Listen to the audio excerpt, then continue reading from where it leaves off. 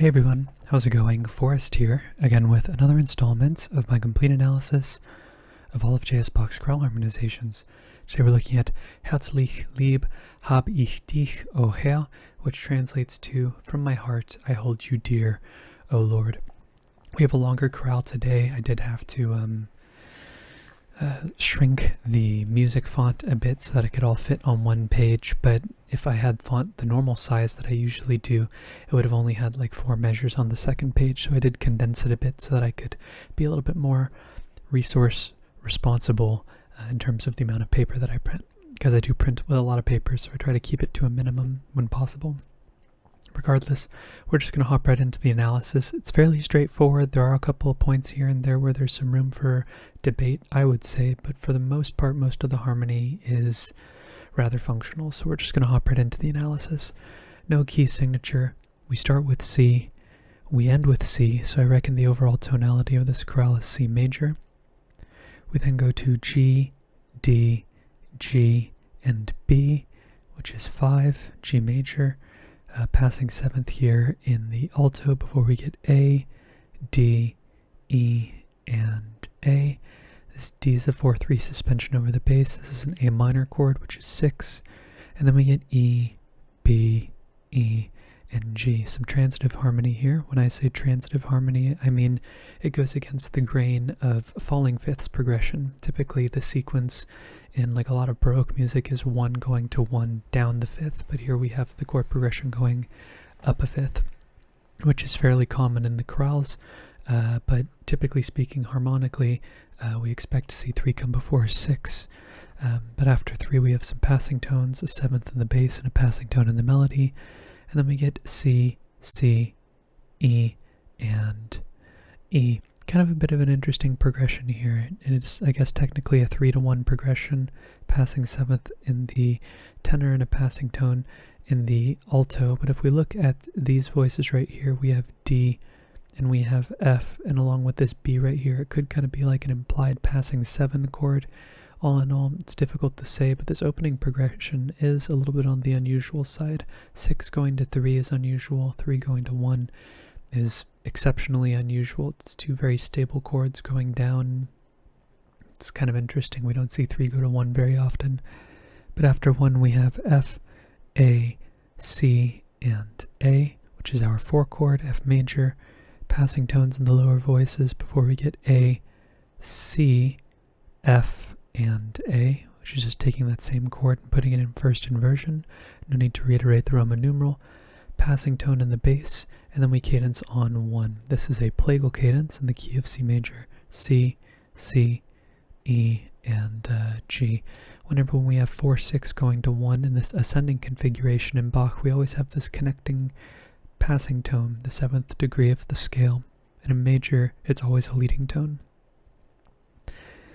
Next phrase ends in an imperfect authentic cadence in the key of E minor, so we're looking for a point in which we modulate to E minor. I reckon it happens closer to the cadence than anywhere else, but I guess there's an argument to be made that it can modulate sooner. I just think it happens around the beginning of this measure right here. But let's start off by analyzing in C major. We have A, C, E, and C, which is 6, A minor in root position, and then we have some passing tones in the inner voices. And what's kind of interesting, I'm going to use some arrows in here just so that it doesn't get too congested by trying to make out what the certain Roman numerals are. So hopefully the arrow makes it clear where the Roman numeral is going to be. Here we have A, D, F, and C. It's kind of like a passing 2-4-3 chord. 6 wants to go to 2, and I feel like it's significant because unlike this progression where we have just 6 directly going to 3, granted we do have a passing tone here, this 2-4-3 sort of serves like a buffer where we see 6 go to 2, and then we see it go to 3 as sort of like an intermediary chord that kind of smooths out the progression, makes it a bit more normative, even though 2 going to 3 is a relatively uncommon progression as well. E, E, G, and B, root position, E minor triad, passing 7th in the tenor as well. We then have F, C, F, and A. So this 2, I feel like, sort of kick-started this idea of an adjacent progression, 3, 4, and that even continues after this passing 7th in the alto to 5. B, D, D, and G. The tenor and the alto singing the same note here, pretty cool. This is 5, 6 more specifically, so the roots starting from 2, if this 2 chord is even really part of it. We have an adjacent progression here, which is relatively uncommon, but we do see them in Bach from time to time. And when I say adjacent, I mean that the chord roots are in some type of numerical order, either ascending or descending. They're definitely more common ascending than they are descending. We also have a passing 7th in the melody before we resolve to where we would expect, which is C major, C, G, C, and E. Passing 7th in the bass and a passing tone in the alto as well before we go to A minor, A, C, E, and A, which is our 6th chord. And based on what we're going to be seeing after this with the D sharps and ascending a melodic minor here in the key of E, I reckon this is where we go to the key of E, and 6 now becomes 4. We then have some passing tones here. We have B, B, D sharp, and A. It's kind of like a passing B7 chord, but we don't have the full context here, and when it's on an offbeat, I tend to look for an entirely voiced chord. Otherwise, it's just being referenced, and I think that that's definitely the case. The chord, you can make an argument that the chord is there, but it's incomplete. The fact that it's happening on the offbeat tends to be inconsistent with my analysis, but it's one of the helpful things about these videos is that I can talk through my process. You're not just looking at the page and wondering why I chose something, but it's just more so consistent with the style in which I analyze.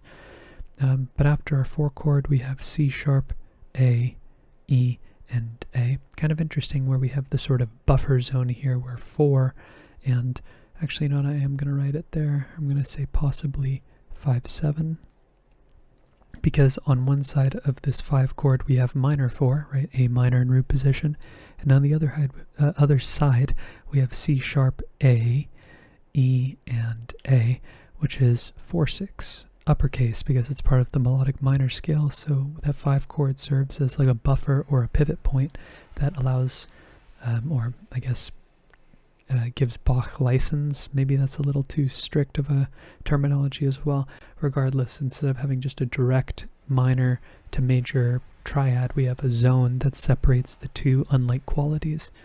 We also have some passing or I guess we have an anticipation here, a passing tone, and a non-chord tone, another non-chord tone here. Actually, that's, is that C? No, this is actually a cross relation, so this C is a non-chord tone, technically, even though C sharp is part of the chord, C natural is not. So this arrow here actually gives us D sharp, C natural, F sharp, and A, which is D sharp fully diminished 7th. In root position, so 4 going to 7, one of the most common subdivided chord progressions in all of Bach, or the chorales that is. I find myself saying all of Bach as if I've analyzed all of his music, but no, it's just the chorales that I've looked at. But in the chorales, 4 going to 7 might be the most common subdivided progression. But then we have E minor afterwards, E, B, F sharp, which is a 9/8 suspension over the bass, and G. But this is a tonic triad in root position. Next phrase and the last phrase of the A section, we end in a perfect authentic cadence in the key of C major. We go from E minor directly to C major, C, C, E, and G, which is a 6th chord in the key of E minor. And in the key of C major, let me extend that bracket a little bit, it is our tonic triad. And this provides sort of a bit of a zone. We could say really E minor could be a common chord, or C major could be a common chord. All in all, it's fairly nebulous. All I know is that beyond this point, we're in the key of C major, and that's pretty difficult to argue against.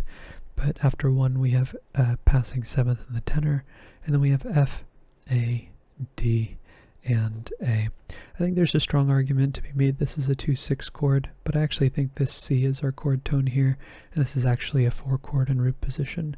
And the main reason why I feel like this is a 4 chord in root position has to do with the next chord, which is E, D, F, and B.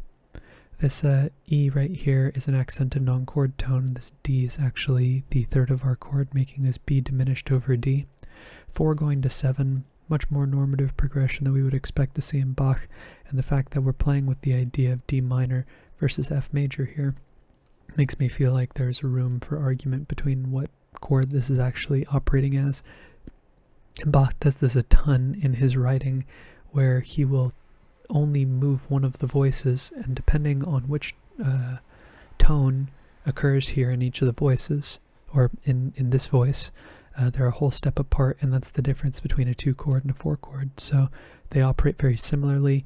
2/6 going to 7 wouldn't be as big of a deal as like a root 2 position chord going to a 7 chord, at least as bold of a statement, because 2, 6, and 4 are so similar to one another, even more similar than 2 and 4, because 4 and 2/6 have the same bass, as well as similar pitch content. But yeah, I'm going to say this is a 4 chord. It's fairly nebulous. I feel like it's more based on my experience than just analyzing the chorale without having looked at any other Bach. But, 2/6 versus 4, 6 of one, half dozen of another, as I've said. What's kind of interesting is after the fact we have 7/6 going to A, C, E, and C, which is A minor, so a bit of a deceptive progression via 7 here. We would expect it to resolve to 1, but instead it goes to A minor. Neighbor tone here in the tenor, and a passing tone here in the melody before we get A, C, A, and E again, so we don't need to reanalyze.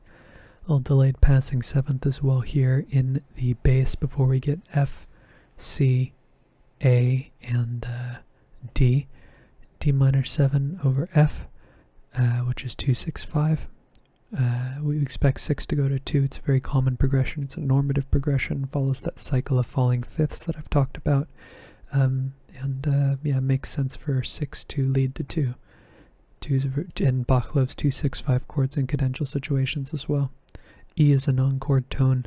We then have G, B, G, and D, which is our 5 chord G major. Passing 7th here in the alto, and then we cadence on C, C, G, E, and C. Tonic triad, root position, onto the B section. So the B section first ends in a bit of an ambiguous cadence. When I first heard it, I thought maybe it was a half cadence in the key of C, but the more I listened to it, kind of convinced myself it was an imperfect authentic cadence in the key of G. This phrase also, I believe, spends the majority of its time in A minor, despite starting with C major, C, E, G, and C. This we don't need to reanalyze because it's the same Roman numeral. Passing 7th in the bass, and then we have A, E, A, and C, which is a 6 chord, A minor. Also happens to be our tonic triad in the key of A minor. And that takes us to A, F, B, and D, which is a B minor 7 flat 5 chord over A. That's 2/4/2, and we would expect that to resolve to some type of 5/6 chord. And if you look at the subdivision here, we have G sharp, E, B, and D, which is not only a 5 chord, but a 5/6/5 chord. And we would expect that to resolve to 1. A, E, A, and C. Tonic triad, root position, passing tone in the bass as well, before we get C, E, E, and A, which is just taking our chord and putting it in first inversion. No need to reiterate the Roman numeral. Then we have some passing tones. Passing tone in the bass, a little delayed passing tone here in the tenor, as well as a passing tone here in the melody. Doesn't really give us a spellable chord. We have E. It's kind of like an E7 chord, but we don't have a G sharp, so it's kind of hard to make the argument that that's exactly what's happening, but the majority of the context is there. But afterwards we have A minor again. A, C, E, and C, sort of providing a buffer similar to this 5/7 chord here. A minor in root position, which is 5/3, and I'm going to make the argument that in the key of G major, this is our 2 chord, because A minor is also the supertonic in the key of G major. Passing 7th in the bass, passing tone in the tenor as well, before we get F sharp, A, D, and C, which is D7 over F sharp. It's 5/6/5. D is a chord tone. This D is a chord tone as well before we get to G major. G, G, D, and B, which is our tonic triad in root position in terms of G major. After briefly visiting G, we are going to go back to C for the next phrase. However, despite spending a little bit of time in C, we're actually going to end in the key of A minor with a half cadence. So notice how the F naturalizes here on this beat. Even though this is a tonic triad as well, I think in the key of C major it's also functioning as 5. G major being the dominant in the key of C major, and that takes us to our tonic E, G, and C. 1/6 because it's in first inversion. We then have B as a passing tone in the bass, and then we have C, F, G, and D. The C is an accented non-chord tone, and this is really 5/6, G7 over B, 5/6/5. And we would expect this to go to our tonic C major, C, E, G, and C. Root position. Passing 7th of the melody, and then we have D, A, F, and A. It's D minor in root position.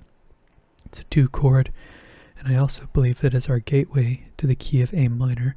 Kind of interestingly speaking, we have G sharp here and B here, and when we look at the whole picture, we have G sharp fully diminished 7th over D, which would be 7/4/3, happening in passing, again 4 going to 7, very common subdivision in Bach's chorales. We would expect this to resolve to 1, which it does, A, E, and C.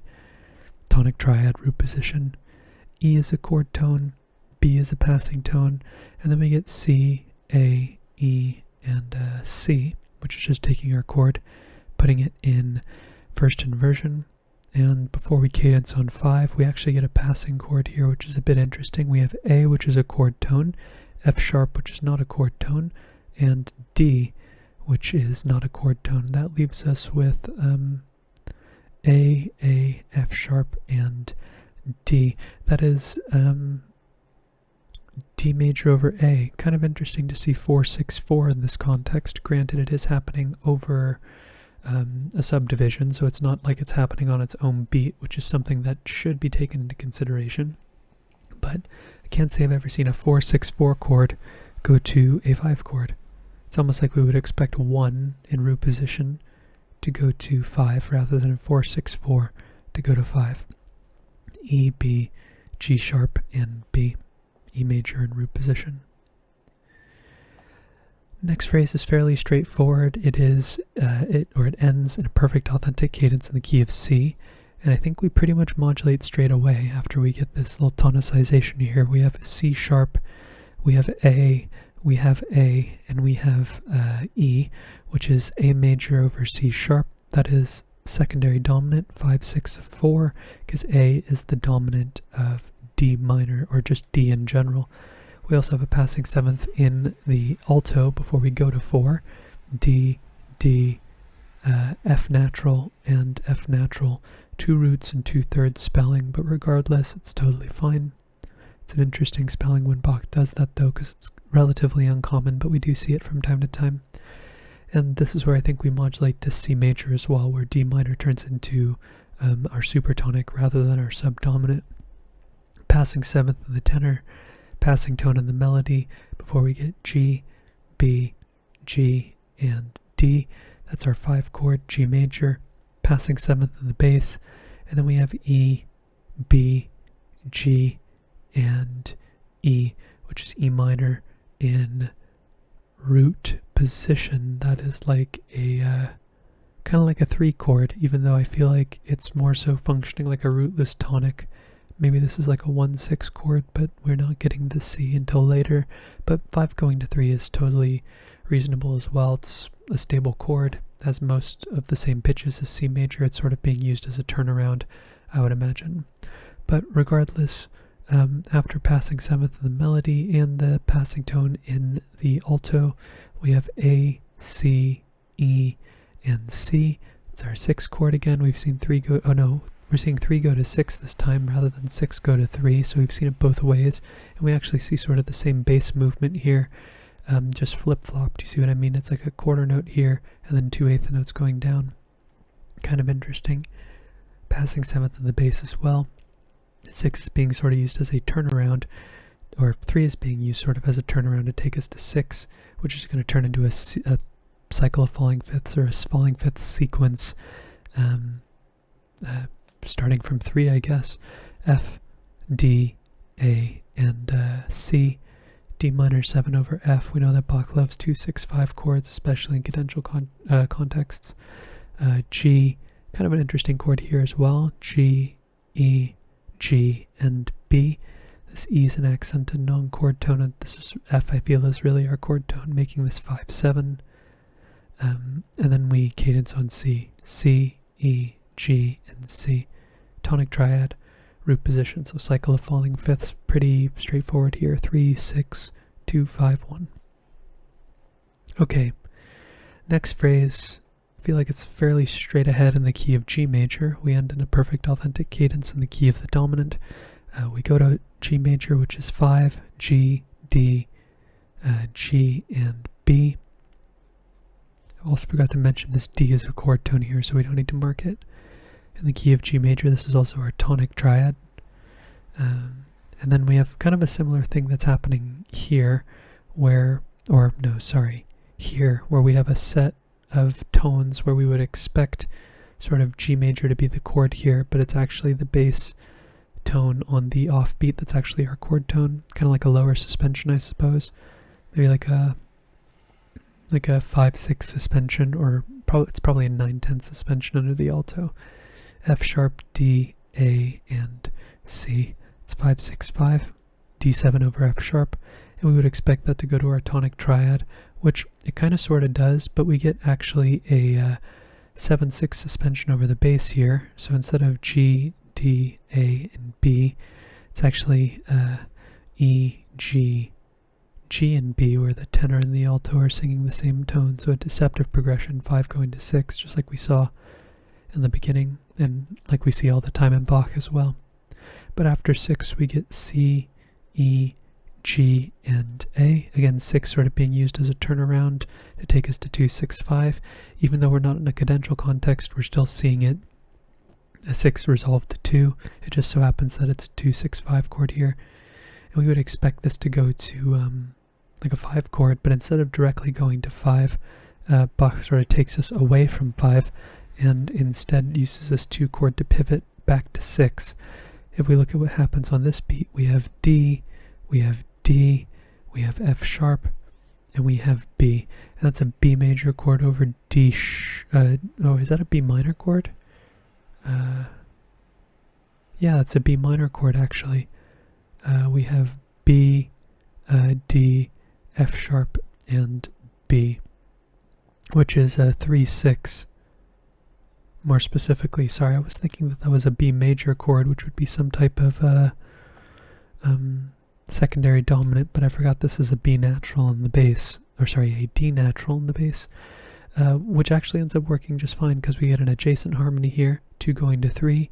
We've seen this progression before as a subdivision, even though 3 gets the beat here rather than 2 getting the beat here. And then that takes us back to 6, E, B, F sharp, and G, but it's like 3 going to 6 here, but what actually happens is the bass changes because this F sharp, which is actually a 9/8 suspension over the bass, turns into a C. I guess this B would be an accented non-chord tone as well. We would have C, C, E, and G, which is our 4 chord, just ends up turning into an adjacent progression, which is pretty cool. But really the bass movement and the way the chords move, kind of in the fashion that you would expect them to be, where we would expect 3 to take us to 6, and the bass does resolve to 6, but Bach just continues like the spindling, where it's just continuing to move, and it's just a series of connections that takes us to the cadence, but nothing ever really fully crystallizes. But after 4, we get A, C, E, and G. Kind of a bit of an unusual progression, 4 going to 2. It's not totally unprecedented, but it's not a very objectively strong progression because 4 and 2, they're basically the same chord, both in terms of function and pitch content. So 6 of one, half dozen of another. Really, the chords are interchangeable in a lot of cases. So not really a super fascinating progression, but this is A minor 7 in root position, that's our 2 chord, 2-7. A is a chord tone, so we don't need to mark it. And then we get D, A, D, and F sharp. It's D major in root position, that's our 5 chord. B is a non-chord tone. C is a non-chord tone, it's a chordal 7th, a little neighboring 7th there. And then we cadence on G, G, B, D, and G. Tonic triad, root position. Okay, then we have a very short phrase after this that ends in a half cadence in the key of A minor. And we get a bit of a chromatic bass line here, which presents kind of an interesting situation about how, or presents a unique case in terms of how and where we decide the modulation occurs. So 1 takes us to 4, C, G, C, and E.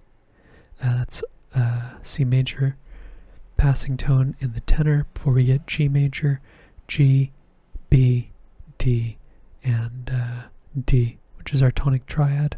And I'm just going to go ahead and say that this is our tonic, or sorry, our common chord that takes us to the key of A minor. It's going to be our subtonic 7th, and with this chromatic bass line, Bach is going to use a progression that we do see from time to time where the subtonic 7th is being used as a stable triad. It is just a major triad after all, and the quality, and it's going to be used sort of as a predominant here, where we have G sharp, B, E, and that same D, which is E7 over G sharp, that's 5-6-5, and we would expect that to go to our tonic, which it does, A, E, and C.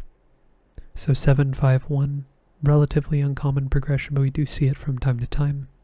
And then we get a similar progression to what we had, where was it?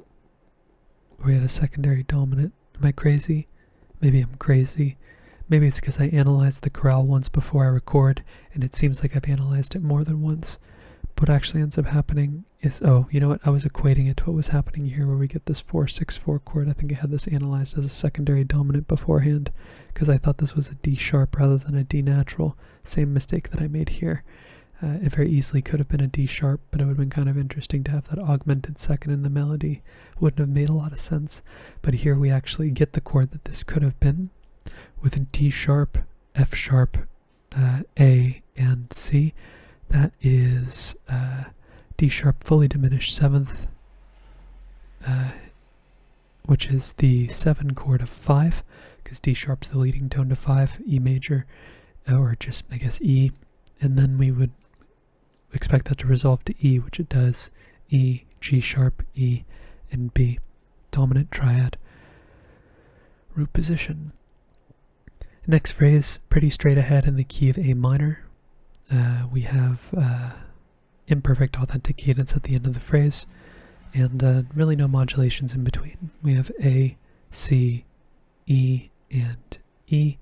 Tonic triad resolves our 5 chord, passing tones in the inner voices before we get A, C, and F, which is a bit of an interesting chord. It's like 6-6. F major over A. C is a chord tone. E is a non-chord tone. It's like a 7th, and this E is a passing 7th.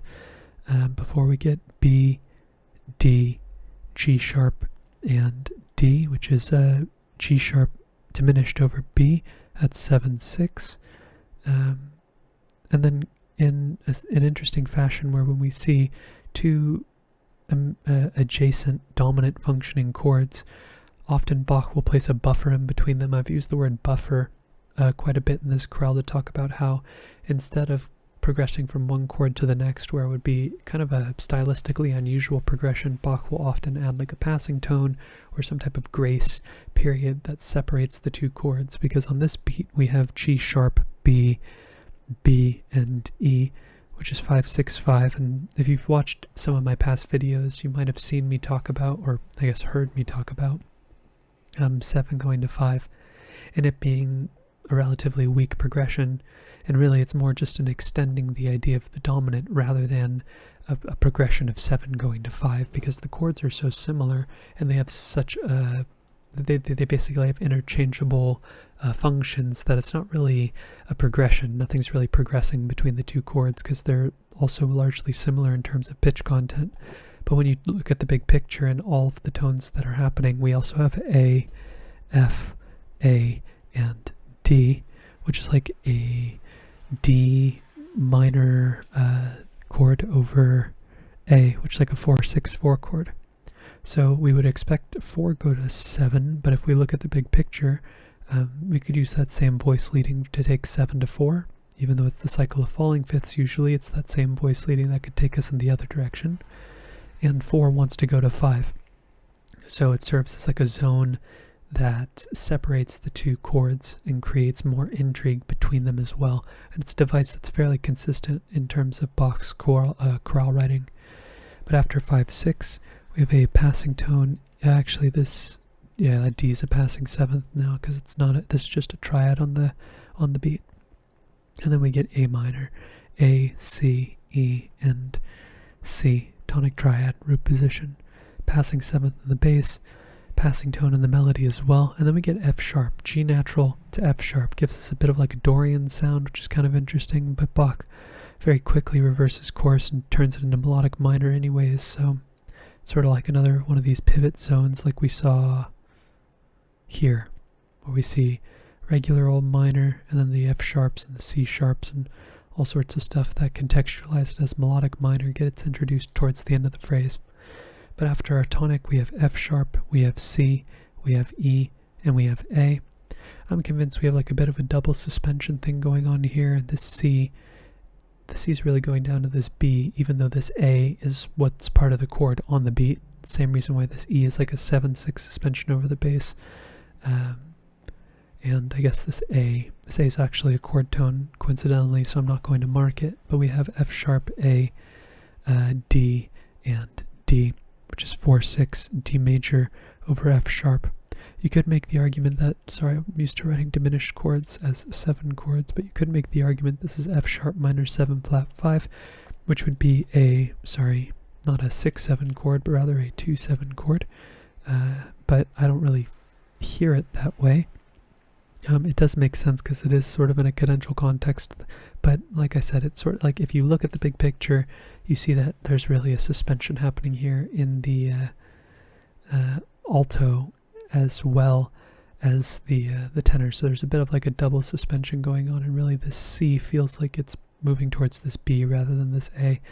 And it's much more common to see 4-6 go to 5-6 in this context, in this ascending melodic minor fashion, G sharp, B, E, and B, E major over G sharp, and then the chord briefly turns into root position before our cadence, E and G sharp, with E and B. It's a fully intact chord. It's always interesting when Bach does that.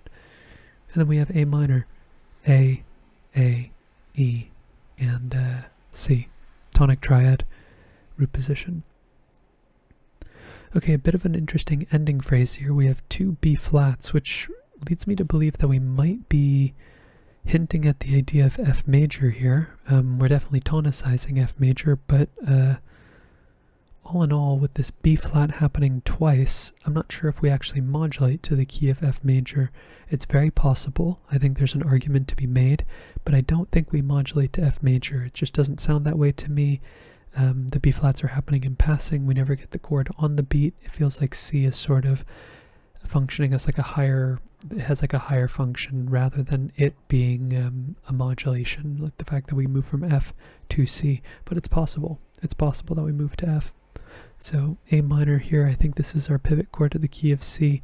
We have 6, and then we have E, G, C, and C. And again, with this B flat, this feels more like 5-6 of 4 rather than 1, even though C major is also our 1 when we're in major keys.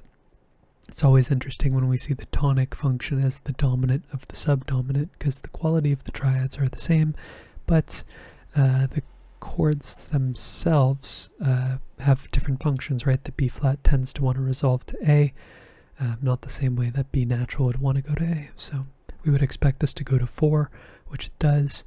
A, F, C, A, and C. So it resolves the way we would expect. And the second B flat here is unusual. Maybe it's just some imitation going on between the alto and the tenor. But other than that, really, I guess you could say there's sort of like a passing 5-4-3 of 4 chord here, but because we don't have the E in the chord, it's lacking that last bit of context. I'm going to omit it, even though it's sort of there.